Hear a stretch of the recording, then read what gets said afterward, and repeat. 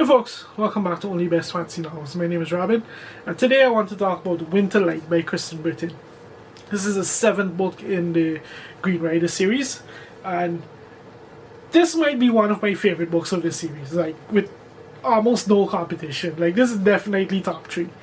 This book was just a banger from start to finish, and there's multiple reasons why. So let's get into it. With this particular book, we pick up the story at a very significant point.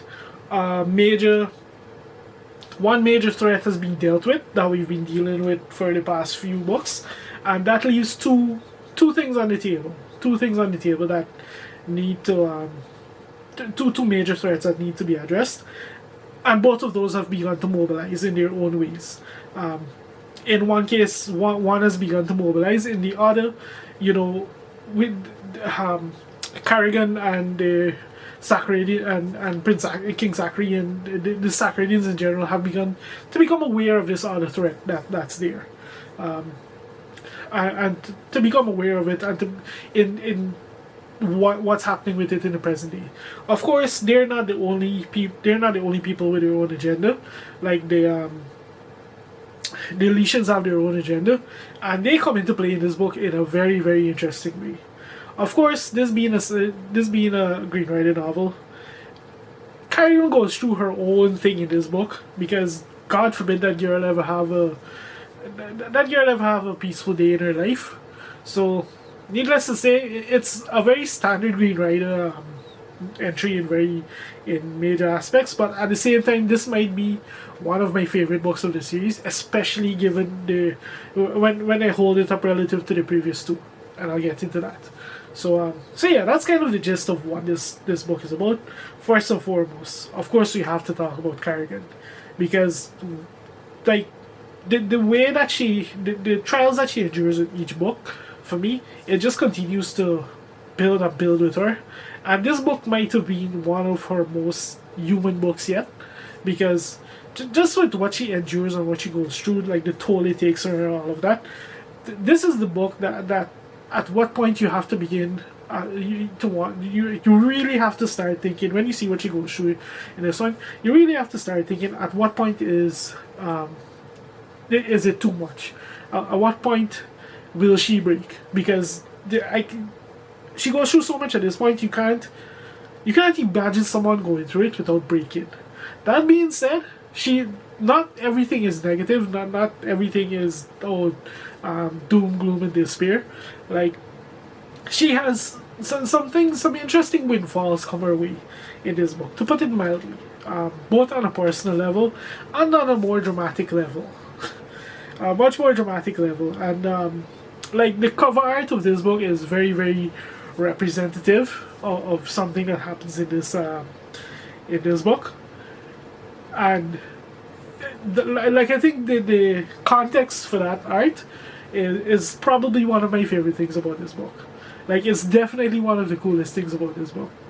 The title and everything, like, it's just perfect for this book. But yeah, so anyway, that's my whole little spiel about Carrigan. Of course, you can't help but talk about the events of this particular one. Like, in terms of the plot, in terms of the events that goes on in here, once again, some of the most exciting, enjoyable things of quite a few books now at this point happened in this book. It's not that I hated the previous books that I've read before this one, but this one, I was really, really engaged. Like, I was really there for everything that was happening. Like, it was just exciting. I just had to know what happened next, and like, I was just deeply, deeply engrossed in what was happening here, because the events in here, this one felt like everything was really moving. One of my complaints, and this is the major reason why I say I really enjoyed this book when I compare it to the previous 2 installments. One of my major complaints with the previous 2 books is that one of them reads almost like a completely tangential adventure. And even the one after that, book 5 reads like a completely tangential adventure. Book 6, the one before this, for a large swath of it, once again, it reads almost like a completely tangential adventure. It really does nail the landing. It nails the landing in a fashion I did not expect, and it really cements it as a very consequential book in the series. But for, I would say, 80% of that book, it just reads like just another tangential adventure. So this book was just all off point. This book was the tip of the spear when it comes to like just pushing the overall arcs of this story, of this saga forward, just in terms of the consequential events and just the ramifications for the larger story as a whole. Like, this book was just there for every bit of it, and that just dramatically amplified my enjoyment of it. So, of course, we have the excellent characters, we have a plot I could really get behind, and what else is there to say? Like, Kristen just continues to deliver with this series for me. Now that we're 7 books in, I do like. It's quite clear that Kristen is not so much. She's very rare among epic fantasy authors being published today, in that she's not. She doesn't seem to be working with like a distinct outline that she's moving from book to book. She's very much writing a story and just seeing where it goes.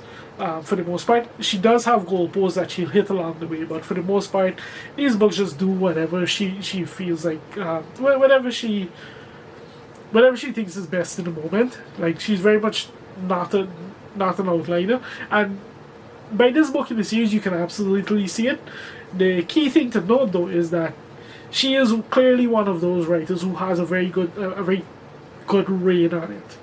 Yes, they tend to segue. Yes, they tend to meander, but she has a rein on it. She's not gotten to the point of a Robert Jordan or a G.R.R. That's very clear. Like, we have very clear, very distinct, very undeniable progression when it comes to the major arcs of these books, and that's something I can really get behind at this point. So just a really good installment into the series. What else is there to say, really? I think that's about it, to be honest. Just a really good installment into the series.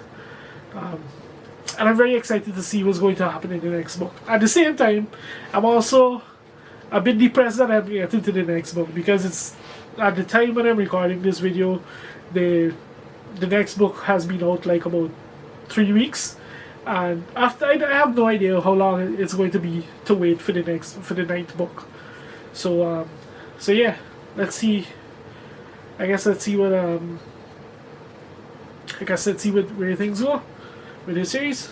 But one thing's for sure, this is definitely one of my favorite fantasy series out there.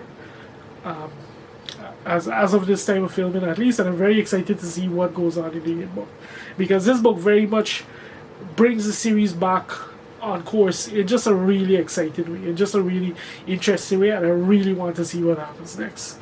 So yeah, that's all I have to say about Winterlight. Banger of an entry into a series that I honestly did not expect to enjoy a quarter as much as I've enjoyed it at this point.